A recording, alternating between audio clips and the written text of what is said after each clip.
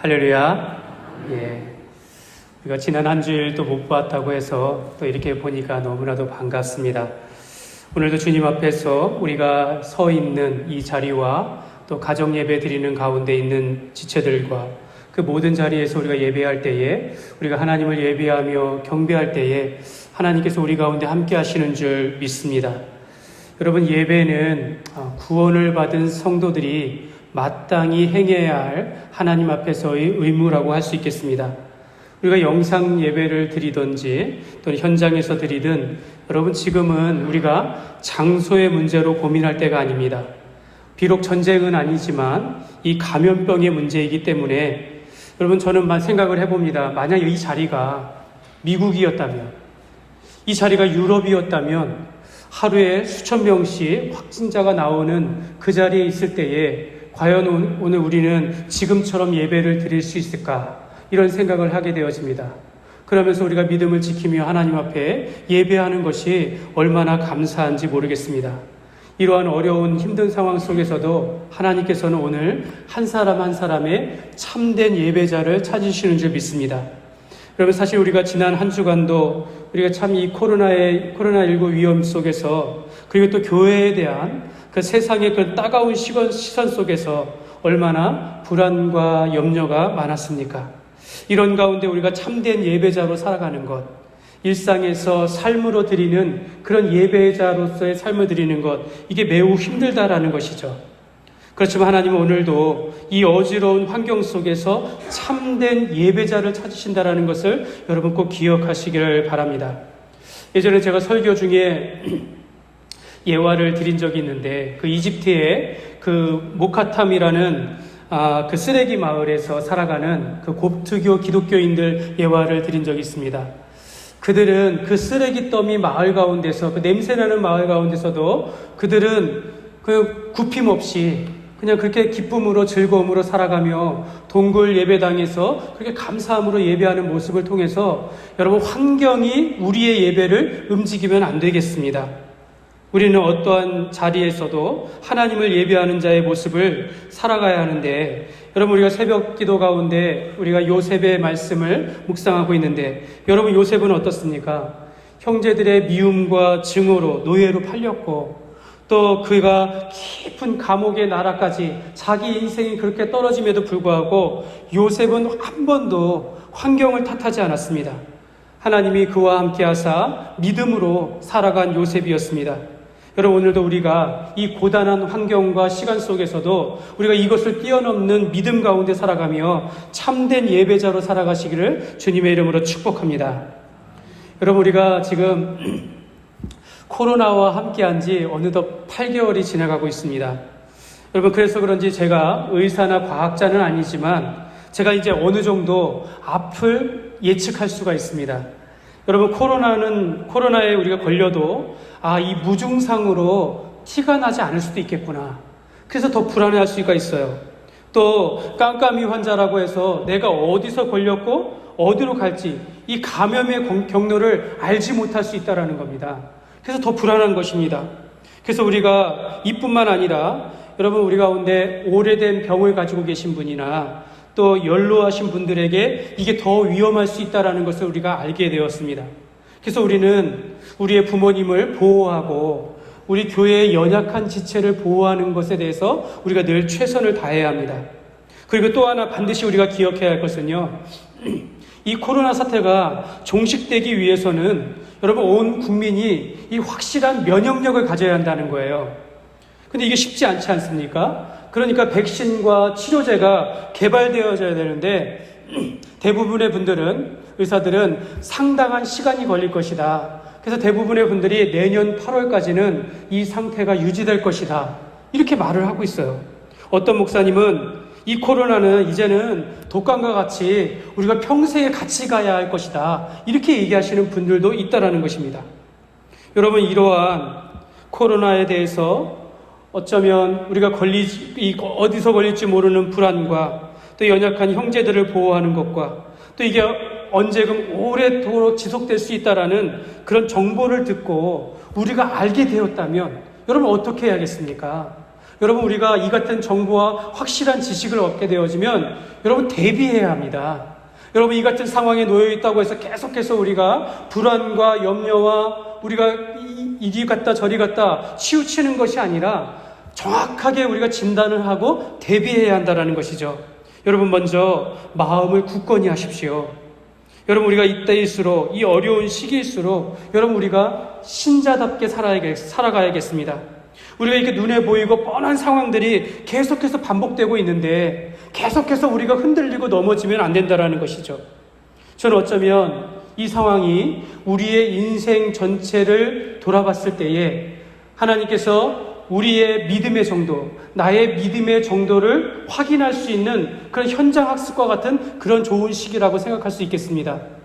여러분, 우리는 평안할 때는요, 내가 믿음이 좋은가 알 수가 없어요. 여러분, 평안할 때 믿음 좋은 사람은요, 성품이 좋은 사람이 믿음 좋은 사람이에요. 되게 그렇게 평가가 됩니다. 그러나 위기의 때에, 어려운 때에는요, 그 사람의 인격이 나타나고 그들의 신앙이 나타나게 되어 있다는 것이죠. 이럴 때일수록 내 마음의 중심이 사람의 평가가 아니라 내 마음의 중심이 하나님을 바라보고 있는가. 내가 일상의 삶 속에서 어쩔 수 없이 흩어지는 이 상황 속에서 모여야 하는데 모이지 못하는 이런 상황에 우리가 예상이나 했겠습니까? 그럼에도 불구하고 그런 가운데서 나의 신앙이 연약해지지 아니하고 내가 하나님 앞에 바로 설 수 있는 것, 이게 지금 점검할 때라는 것입니다. 그래서 이때일수록 우리가 위기를 기회로 삼아서 살아계신 하나님과의 관계가 더욱더 친밀해지고 우리가 좌로나 우로나 치우치지 아니하고 더욱더 믿음 안에서 견고해지시기를 주님의 이름으로 축복합니다. 사랑하는 여러분, 여러분은 잘 기억하실지 모르겠지만 저는 이 코로나와 함께하는 이 시대에 제가 설교 가운데에서 주일 성수에 대한 말씀, 공예배의 중요성에 대해서 여러분들에게 말씀을 드린 적이 있습니다.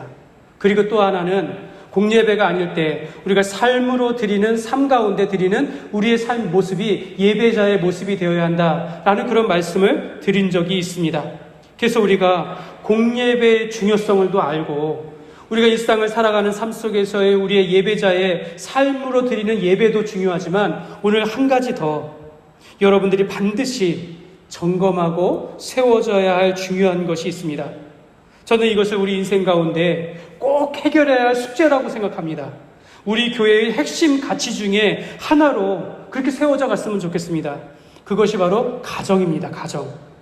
가정을 세워가는 교회, 가정과 함께 가는 교회입니다. 여러분, 모든 분들이 이 말에 동의합니다. 가정이 살아야 교회가 산다.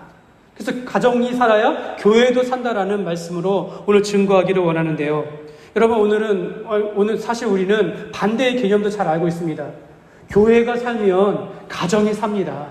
우리가 하나님 앞에 헌신하고 하나님 나라의 복음과 그 일을 위하여 우리가 수고하고 애쓸 때에 우리가 간구하지 아니하더라도 하나님께서 우리의 필요를 아시고 우리의 간구를 아시면서 우리의 모든 것들을, 의식주의 모든 삶들을 다 채워주시고 축복하시는 것을, 그 교회 중심으로 사는 사람은 하나님께서 그 가정도 지켜주신다라는 것은 우리가 알고 있어요. 또 어떤 분은 설교가 살아야 교회가 산다고 합니다. 그렇지 않습니까? 또 예배가 살아야 교회가 산다. 작은 교회가 살아나야 한국교회가 살아난다라고 말씀하시는 분들이 있어요. 다 동의합니다. 우리가 다 이해합니다. 거기에 한 가지 더, 여러분, 가정이 살면 교회도 살게 되어 있습니다. 가정은요, 교회와 뗄래야 뗄 수 없는 관계를 맺고 있어요. 바로 이 교회의 목적이 가정의 목적이고 교회의 삶이 가정의 삶이라는 삶이 우리가 떼어놓을 수 없다라는 것입니다. 하나님 앞에서 거룩한 자녀로 살아가는 것, 여러분, 우리 교회의 목표 아닙니까? 근데 이게 가정의 목표도 되는 것입니다. 우리가 하나님 나라의 복음을 위하여 전도하고 일하고 가르치고 배우는 것, 이 교회의 일이지만 사실은 가정에서도 똑같이 일어나야 할 것 중에 하나라는 것을 우리가 알 수 있다는 것입니다. 저는 이제 2주간에 걸쳐서 오늘 포함해서 우리 가정과 함께하는 교회로서 가정을 통한 하나님의 계획과 비전을 우리가 살펴보기를 원합니다. 사실 우리는 지난 수개월 동안 우리가 온라인으로 예배를 드리면서 가정에서 예배를 드리기를 원했지만, 여러분, 우리가 노력했지만 우리가 얼마나 연약했는지 깨닫지 않습니까? 목사님이 이번 주는 가정에서 우리가 예배를 드립시다. 가정에서 드리는 주일 예배라라고 이야기했지만 이게 어떤 사람에게는 그냥 겉면일 뿐이고 사식의 공허한 외침으로 사실은 우리가 그렇게 잘 살아가지 못하는 것 우리가 인정하지 않습니까? 여러분, 그러나 가정을 포기하면 안 됩니다. 지금이 가정을 돌아보고 세울 수 있는 가장 적합한 시기라고 생각합니다. 하나님께서 우리에게 주신 이 귀한 시기에 우리가 흩어질 수도 있다는 것, 한 번 더 우리가 또 이런 상황이 벌어졌을 때 우리가 흩어졌다 하더라도 나 혼자의 신앙뿐만 아니라 우리 가정 가운데서 혼자이든 둘이든 우리 자녀들과 함께 하나님 앞에 예배드릴 수 있는 그런 가정을 세워갔으면 좋겠습니다. 그래서 오늘 이 가정과 함께하는 교회라는 교회의 핵심 가치를 우리가 가지고 가정이 살면 교회도 산다라는 그런 하나님의 뜻을 발견하는 그런 귀한 시간 되기를 원합니다. 첫 번째로 여러분 우리가 꼭 기억해야 할 것은 하나님이 원하시는 가정은요, 가정은 하나님의 말씀의 통로입니다.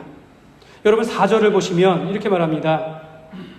우리가 이를 그들의 자손에게 숨기지 아니하고 여호와의 영예와 그의 능력과 그가 행하신 기이한 사적을 후대에 전하리로다. 여기 앞에 보면 우리가 이를 그들의 자손에게 숨기지 아니한다. 여기 자손이 우리의 자녀들을 말하는 거예요. 그러니까 우리가 우리의 자녀들에게 우리의 조상으로부터 부모로부터 배운 것을 가르친다라는 겁니다. 전한다라는 뜻입니다. 그래서 그 하반절에 보면 여호와의 영예와 그의 능력과 그가 행하신 기이한 사적을 후대에 전하리로다. 그러니까 하나님께서 우리에게 베풀어 주신 그 많은 사적들, 그 일들을 후대에 전한다라는 겁니다. 전한다라는 거예요. 이 같은 말씀들을 5절에도 끝에 보면 그들의 자손에게 알리라 하셨고, 여러분 6절은 결정적이에요. 6절 한번 보시고 다 같이 한번 읽겠습니다. 이는 그들로 후대 곧 태어날 자손에게 이를 알게 하고 그들은 일어나 그들의 자손에게 일러서. 여러분 이게 무슨 뜻입니까? 여러분 우리가 태어날 자손에게 이것을 알리라는 겁니다. 그런데 그 후손도, 배운 후손도 그 다음 후손에게 알리라는 거예요. 대대손손 후손들에게, 다음 세대에게 하나님의 말씀과 하나님께서 하신 일들을 증거하라는 것입니다. 여러분 이것이 가능한 최적합의 장소는 바로 가정밖에 없어요. 여러분 교회일 거라고 생각하지만 그렇지 않습니다. 여러분 교회는 많은 사람들이 모여있기 때문에 한 사람이 대가 끊어지더라도 그 교회는 이어갈 수가 있습니다. 그러나 그 가정은 부모가 살지 않으면, 부모가 자녀들을 향하여 그 신앙을 전수하지 않으면 그 대는 끊길 수가 있다는 것입니다. 그래서 어느 교회 목사님은 이렇게 말씀합니다. 최고의 부모는 신앙을 물려주는 부모이다. 그래서 자녀들에게 원하는 고백이 무엇입니까? 자녀들이 나의 신앙은 부모님으로부터 물려받았습니다. 여러분 이 고백이 부모님이 듣는 가장 귀하고 아름다운 것이라는 거죠. 여러분 자녀들이 부모로부터 원하는 것이 부동산일까요? 집일까요? 많은 재산입니까? 여러분 모두가 그렇지는 않습니다. 어떤 자녀들은 어쩔 수 없이 가난을 물려받을 수 있어요.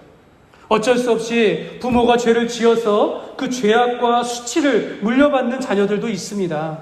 그러나 그 모든 것을 뛰어넘어서 그래도 우리 부모님은 하나님을 믿는 믿음의 사람이었다라는 것을, 그 부모님의 신앙이 그 자녀들에게 물려주었을 때에 그 가정이 복된 가정이다라고 우리가 말할 수 있는 것입니다. 가정 안에서 믿음의 부모로부터 그 자녀가 복음을 듣고 하나님을 떠나지 않는 믿음의 사람으로 자라가는 것이 가장 복된 믿음의 유산이다라는 것을 여러분 꼭 기억하시기를 바랍니다. 두 번째로 우리가 기억해야 할 것은 여러분 가정의 주인은 예수님, 하나님이십니다. 가정의 주인은 하나님이시에요.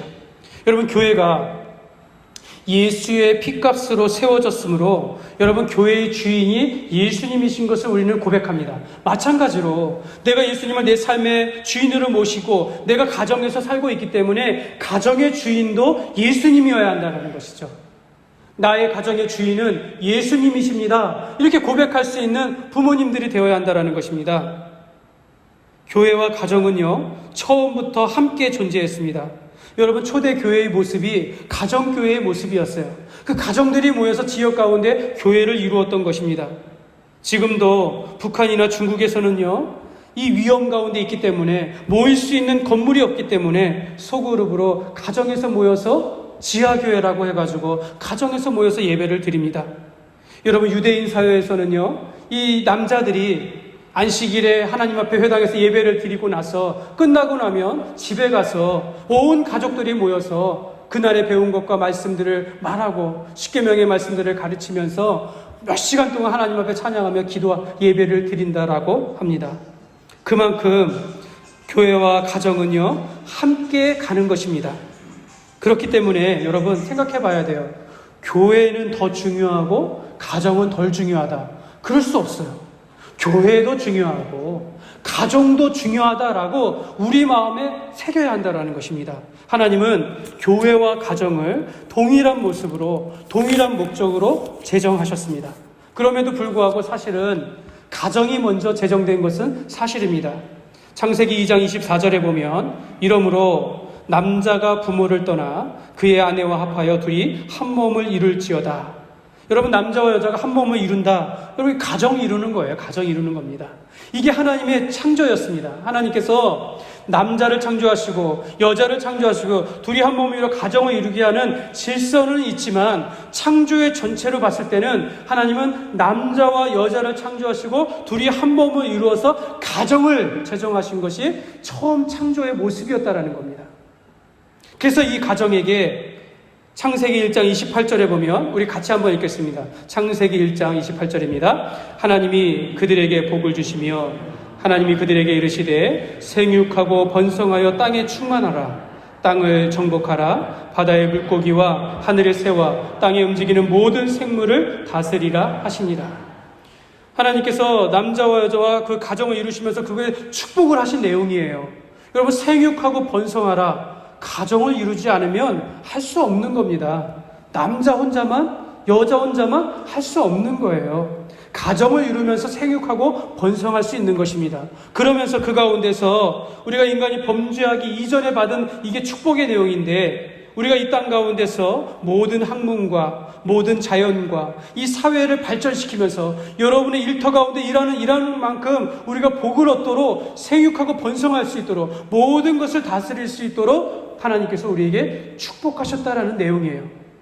그런데 또한 사람이 범죄한 이후에 이 땅 가운데 죄가 들어온 이후에는 이 축복이 또한 어떻게 바뀌었냐면 이 땅에 있는 모든 죄악으로 인하여 우리가 죄로 인하여 오염되어지고 타락되어진 것뿐만 아니라 이 땅의 모든 것도 사회도 질서도 땅도 저주를 받아서 오염되었다라는 것이죠. 그래서 우리가 이 땅 가운데 우리가 살아가면서 가정 가운데서 우리가 이 모든 것을 회복해야 할 사명을 가진 것입니다. 그러니까 이것은 초기에는 우리에게 생육하고 번성할 수 있는, 행복할 수 있는 그런 축복의 말씀이고, 죄가 들어온 이후에는 이것이 동시에 선교적인 명령이 되었다라는 거예요. 이 땅 가운데 우리가 구원을 이루어가고 하나님의 복음을 증거하며 하나님의 나라를 통하여 이 땅에 회복되어지는 일들을 하게 할 수 있는 것을 우리에게 주셨다라는 내용입니다. 여러분, 가정을 통해서 하나님께서 언약이 이어지게 하셨습니다. 창세기에는 아담의 가정이 나오고 노아의 가정, 아브라함의 가정, 이삭의 가정, 요셉의 가정 모두 다 가정의 이야기예요. 가정의 이야기. 가정을 통해서 하나님의 말씀이 전수되게 하셨고, 가정을 통해서 하나님의 언약의 말씀이, 언약의 그 축복이 이어지게 하셨습니다. 하나님은 가정의 주인이시고 또 그 가정을 통하여 하나님께서 역사를 이루어 가십니다. 사랑하는 여러분, 믿음의 대가 끊기는 것은요, 한 세대면 충분합니다. 여러분의 신앙들이 좋지만 여러분 때에 우리의 가정이 믿음의 대가 끊길 수도 있어요. 성경은 16년 걸렸다라고 이야기합니다. 사사기 2장 10절의 말씀에 보면 그 세대의 사람도 다 그 조상에게로 돌아갔고 그 후에 일어난 다른 세대는 여호와를 알지 못하며 여호와께서 이스라엘을 위하여 행하신 일도 알지 못하였더라. 여기서 앞에 말하는 그 세대의 사람은 여호수아와 갈렙의 세대를 이야기합니다. 여러분, 이스라엘 세대를 초기에 보면은 이렇게 나눌 수 있습니다. 애굽에서 건져서 가나안 땅으로 나가는 그 광야 세대, 이게 40년이지 않습니까? 그리고 그 다음 가나안을 정복하고 가나안 땅을 분배받은 세대, 이게 16년인데 그 다음 세대고요. 그 다음 세대가 있다라는 거예요. 사사시대인데, 여러분 처음에 초기에 하나님께서 애굽에서 고난을 받은 백성들을 건져내시고 그들이 시내산에 이르렀을 때에 하나님께서는 모세를 통하여 그들에게 율법의 말씀을 가르쳐 주셨어요.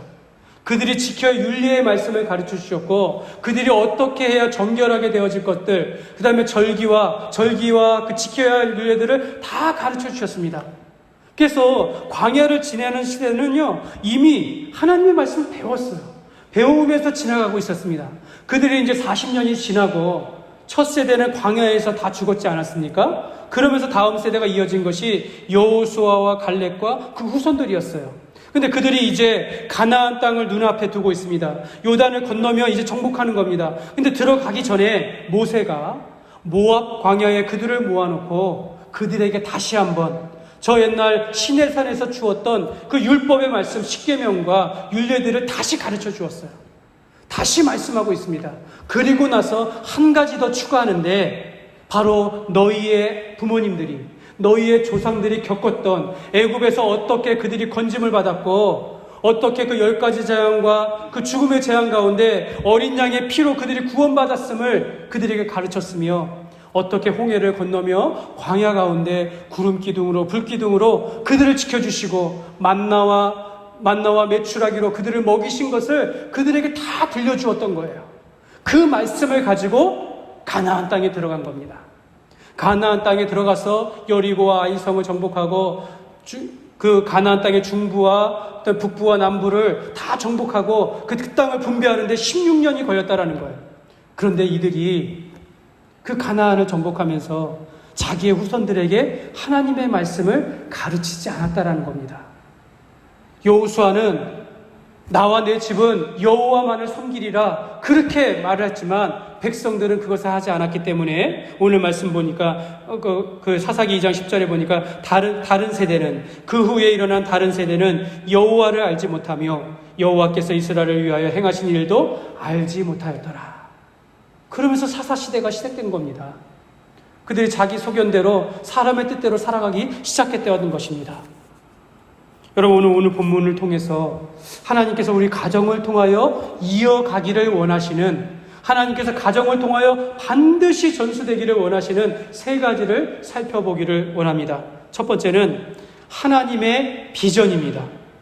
여러분, 비전이라는 것은 그 목적과 방향을 의미하는 것입니다. 여러분 7절을 보시면 그들의 소망을 하나님께 두며 하나님께서 행하신 일을 잊지 아니하고 오직 계명을 지켜서, 여기서 그들의 소망을 하나님께 두며, 우리의 시선과 우리의 삶의 목적이 하나님께 두어야 한다는 겁니다. 여러분, 가정은 하나님이 주인 되시고 하나님이 목적이 되어야 한다는 겁니다.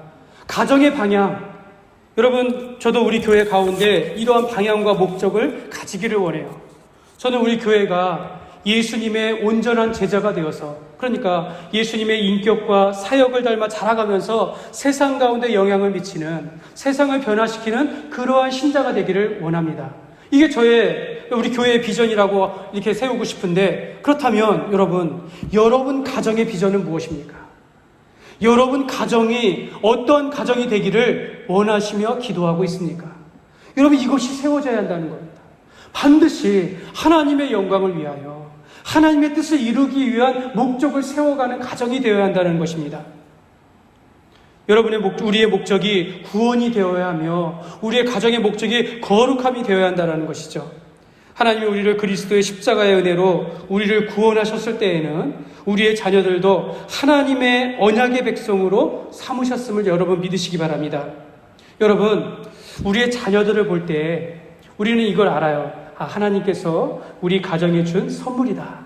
그렇죠? 그러나 이 자녀도 예수 안에서 구원받아야 할 죄인인 것을 알지만, 여러분 또 한 가지 알아야 할 것은 바로 그리스도 예수 안에서 이 자녀는 장차, 아직 예수님을 믿지 않았다면 장차, 왜? 언약의 후손이기 때문에 장차 그리스도 안에서 나와 함께하는 형제자매요. 지금 이 아이가 예수님을 믿고 있다면 현재의 나의 그리스도 안에서 형제자매라는 것이고, 또한 나와 함께 하나님의 나라를 위하여 일할 수 있는 동역자라는 것을 여러분 꼭 기억하시길 바랍니다. 그래서 여러분, 자녀들을 노엽게 하면 안 됩니다. 자녀들에게 복을 빌어주고 함께하는 동역의 의식을 가져야 합니다. 그래서 저도 늘 자녀를 향해서 노엽게 하지 아니하고 믿음의 동역자임을 생각하면서 늘 그렇게 기도하면서 우리 가정의 목적이 하나님이 되기를, 하나님의 꿈이 우리의 비전이 되기를 그렇게 기도하고 있습니다. 둘째는 가정이 이 하나님의 이야기입니다. 하나님께서는 가정을 통하여 하나님의 이야기가 들려지기를 원하십니다.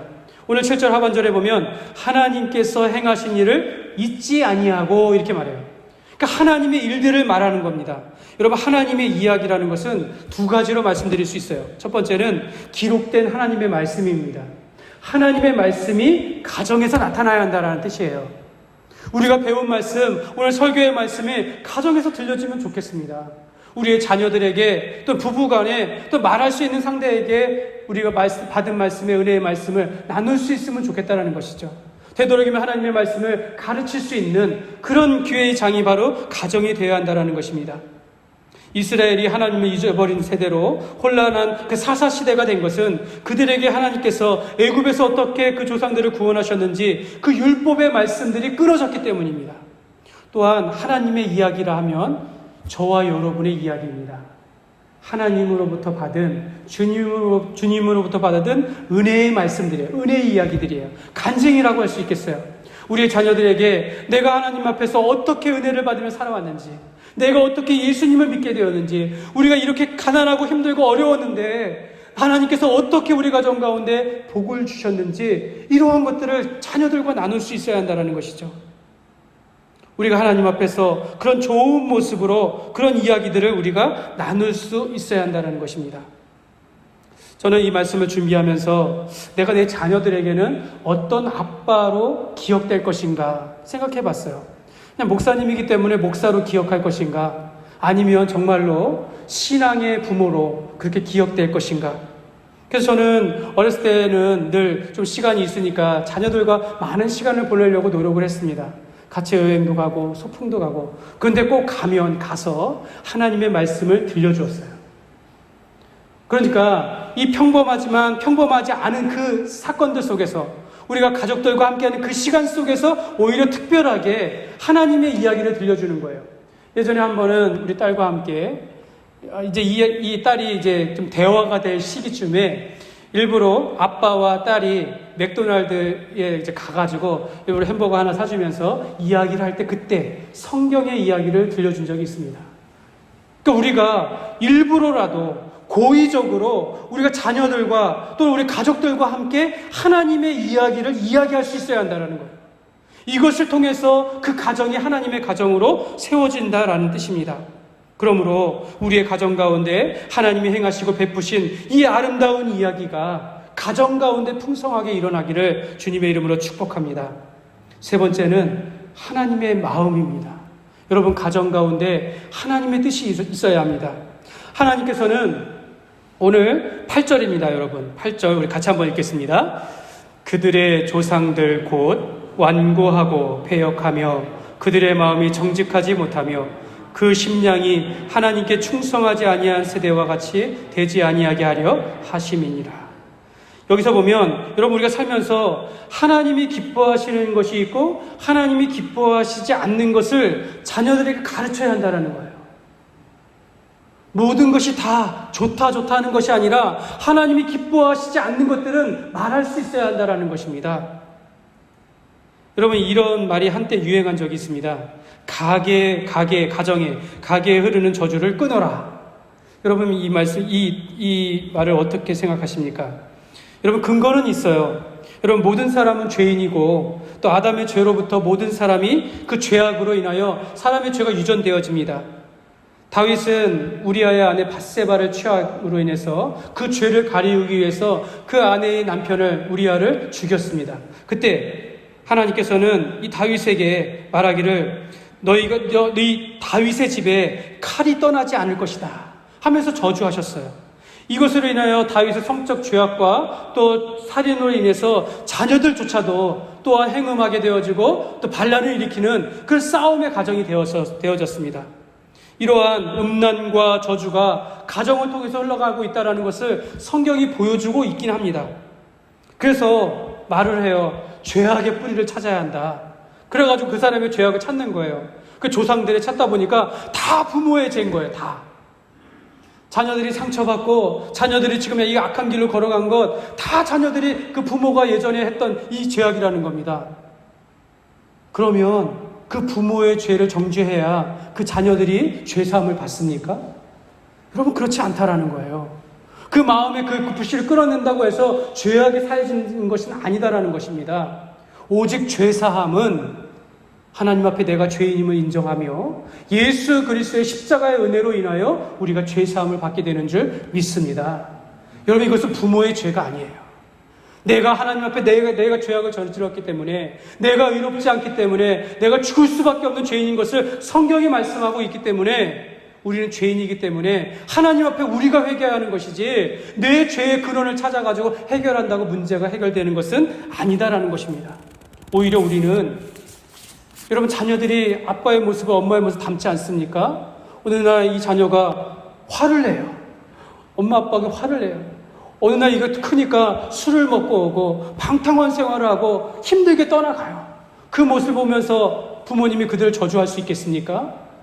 그들의 모습을 보면서 나도 예전에는 저렇게 방탕했고 나도 술을 먹고 나도 싸웠고 나도 분노했고 이런 걸 깨달아야 하지 않겠습니까? 오히려 자녀들 앞에서 나도 죄인이다. 나도 부족한 사람이다. 이것을 고백하며 정직하게 하나님 앞에 나아갈 때에 오히려 자녀들은 부모님들을 자랑스럽게 생각한다는 것입니다. 부모의 신앙을 따라서 그들이 그 죄의 더러움을 깨닫게 되어지고 하나님 앞에 나오게 되어지는 은혜를 받게 된다는 것입니다. 그러므로 가정이 살면 여러분 교회도 삽니다. 가정을 지켜내야 할 의무가 우리에게 있습니다. 여러분 차별금지법 제정을 우리가 목숨 걸고 막아야 하는 이유가 바로 여기 있는 거예요. 그동안 우리가 지켜왔던 믿음의 신앙의 이 가정의 전통들, 하나님께서 창조하신 이 가정의 질서가 다 무너지게 되는 거예요. 여러분 이 코로나 사태로 인해서 우리가 대면하여 이루어지는 교제가 없지만 여러분 우리가 가족만큼은 더 만나지 않습니까? 가족만큼은 더 안부를 전하지 않습니까? 가정이 살아야 교회가 살게 되어집니다. 이때 우리는 가정을 사랑하고 가정 안에서 하나님이 주인 되시고 하나님의 이야기가 가득하고 이 가운데 하나님께서 기뻐하시지 않는 것들은 우리가 막아낼 수 있는 우리 삶의 자리가 되어야 될 줄 믿습니다. 말씀을 맺겠습니다. 사랑하는 여러분 지금도 북한에서는요 숨어서 가정 예배를 드리는 분들이 많이 있다고 합니다. 여러분 그 중에 한 분을 제가 소개하기를 원하는데 이분은 지금은 이제 북한에서 탈출해서 우리나라에서 정착한 김은진 사모님이십니다. 지금은 이곳에서 뉴코리아 교회라고 해가지고 북한에서 이탈자들을 모아서 함께 모여서 개척하여 예배를 드리고 있는 교회인데요. 근데 이분은 북한에서 4대째 지하교회에서 목숨을 걸고 믿음을 지켰던 그 한 가정의 딸이었다고 합니다. 예수님을 믿는 것이 곧 죽음인 그 북한이에요. 그러니까 숨어서 예배를 드리는 겁니다. 여러분 결코 공산주의나 사회주의는요 기독교를 인정하지 않습니다. 여러분 그런데 여기서 숨어서 예배를 드리니까 보위부가 나와서 잡아가는 거예요. 그러니까 그게 무서우니까 이 어렸을 때 가족들은 모여서 숨어서 예배를 드리고 자기는 어릴 때 나가서 망을 봤다라는 거예요. 그런데 증조 할아버지가 어느 날 보위부에 끌려가게 되어지고 그 이후로부터 한 번도 그 소식을 듣지 못하게 되어지고 어느 날 아버지와 고모가 또 끌려가게 되어졌어. 예수 믿는 것을 들켜서 끌려가서 더 이상 소식을 듣지 못하게 되었다라는 겁니다. 자기는 하나님의 은혜로 은혜로 인해서 여기까지 오게 되었지만 자기는 아직도 할머니가 그 숨어서 들려주었던 찬양들 주 안에 있는 나에게 딴 근심이 있으랴 십자가의 밑에 나아가 내 짐을 풀었네 주님을 찬송하면서 할렐루야 하면서 이 숨어서 작게 읊조리며 찬양했던 것을 아직도 기억한다고 합니다. 여러분 부모님의 신앙을 따라서 할머니의 신앙을 따라서 그 가정이 살 수 있습니다. 사랑하는 여러분 숨어서 가정 예배를 드리고 할머니의 찬양으로 자란 그 소녀가 이제는 이 나라에 와서 여전히 신앙을 따라서 복음을 전하는 한 교회의 사모님이 되었습니다. 사랑하는 여러분, 또 우리가 어느 때에 이러한 코로나와 같은 상황으로 모이지 않고 흩어질 수 있어요. 여러분 어떻게 하시겠습니까? 가정이 믿음 안에서 살아나야 합니다. 자녀들이 여러분들에게 안부 전하지 않습니까? 그러면 이제는 자녀들이 부모님을 걱정하는 것이 아니라 얘야 나는 괜찮단다. 하나님께서 나를 보호하시고 우리 교회가 함께 기도하기 때문에 괜찮단다. 너도 주일에는 꼭 예배를 드리고 그렇게 믿음 안에서 살아가기를 바란다. 여러분 이렇게 전해주면 어떻겠습니까? 우리가 도리어 이렇게 믿음 안에서 견고한 것을 자녀들에게 보여주면 어떻겠습니까? 여러분 우리의 가정이 하나님의 주인이시고 가정마다 하나님의 이야기로 가득하시기를 축복합니다. 여러분 가정이 살면 여러분 교회도 살게 되어 있습니다. 여러분의 가정마다 혼자도 좋고 둘도 좋고 우리가 자녀들과 함께도 좋으니까 하나님 앞에 예배드리고 하나님의 말씀 가운데 살아가시기를 바랍니다. 이제는 어머니가 들려주신 그 성경 말씀들 또 할머니가 불렀던 그 찬송을 통하여 우리의 자녀들이 우리의 가정이 건강한 신앙을 유산으로 받는 그러한 은혜와 축복이 가득하시기를 주님의 이름으로 축원합니다.